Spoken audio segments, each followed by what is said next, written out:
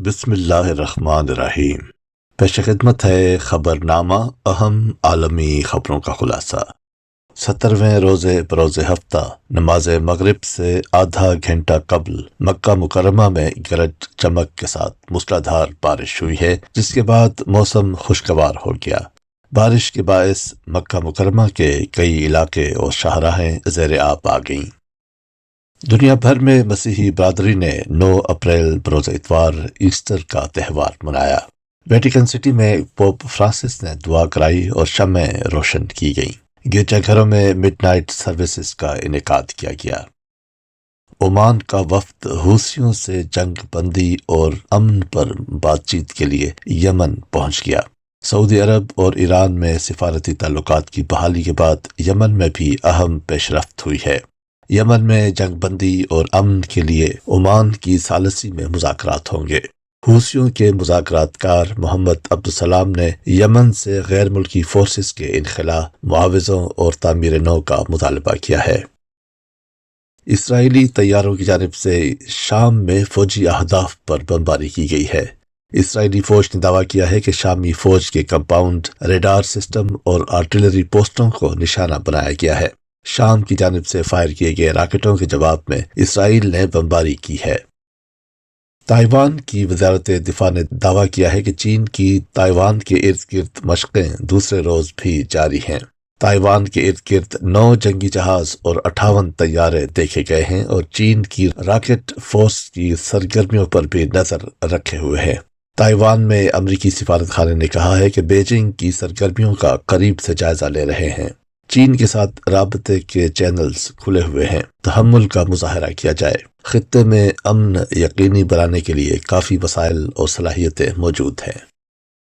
صدر پاکستان ڈاکٹر عارف علوی نے chief justice کے اختیارات محدود کرنے پر مبنی supreme court practice and procedure bill پارلیمان کو واپس بھجوا دیا ہے۔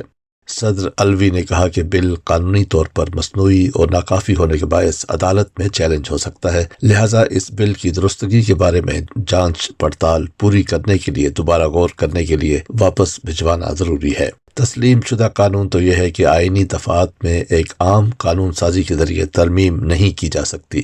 صدر کا کہنا ہے کہ بادی نظر میں یہ بل پارلیمنٹ کے دائرہ اختیار سے باہر ہے۔ خیال رہے کہ مذکورہ بل اس ہفتے پارلیمان سے منظوری کے بعد صدر مملکت کو بھجوایا گیا تھا۔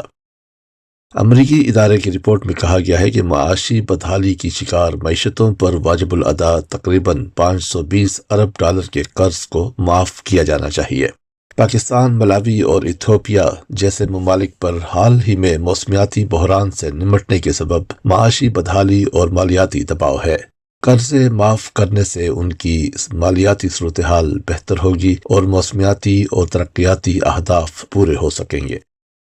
پاکستان کی قومی سلامتی کی کمیٹی نے ایک اعلان میں ملک میں موجود انتہا پسند عسکری گروہوں کے خاتمے کے لیے ایک نیا ملک گیر آپریشن شروع کرنے کا ارادہ ظاہر کیا ہے۔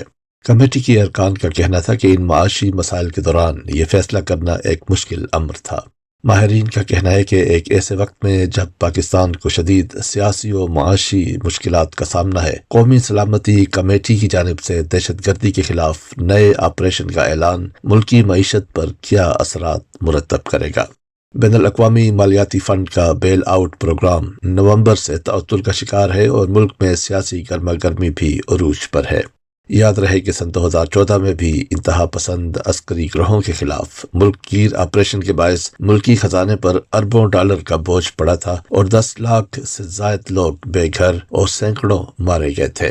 پاکستان میں گزشتہ چند مہینوں کے دوران انتہا پسند گروہوں کے حملوں میں اضافہ دیکھا گیا ہے، خاص طور پر جب سے حکومت اور تحریک طالبان پاکستان (TTP) کے مابین مذاکرات کا سلسلہ منقطع ہوا ہے۔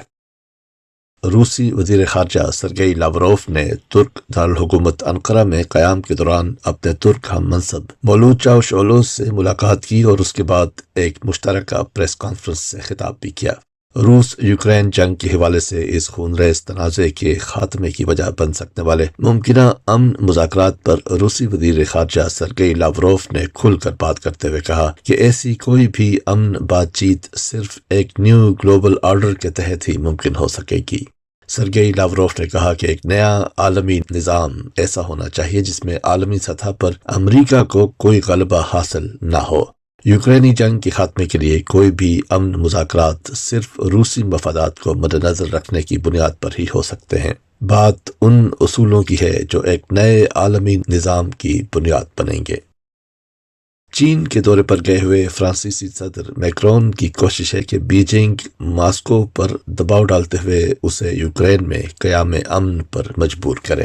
یہ تھا اہم عالمی خبروں کا خلاصہ۔ مطبوعہ الفضل انٹرنیشنل، منگل 11 اپریل سن 2023، صفحہ 8، طارق مرزا کی آواز میں۔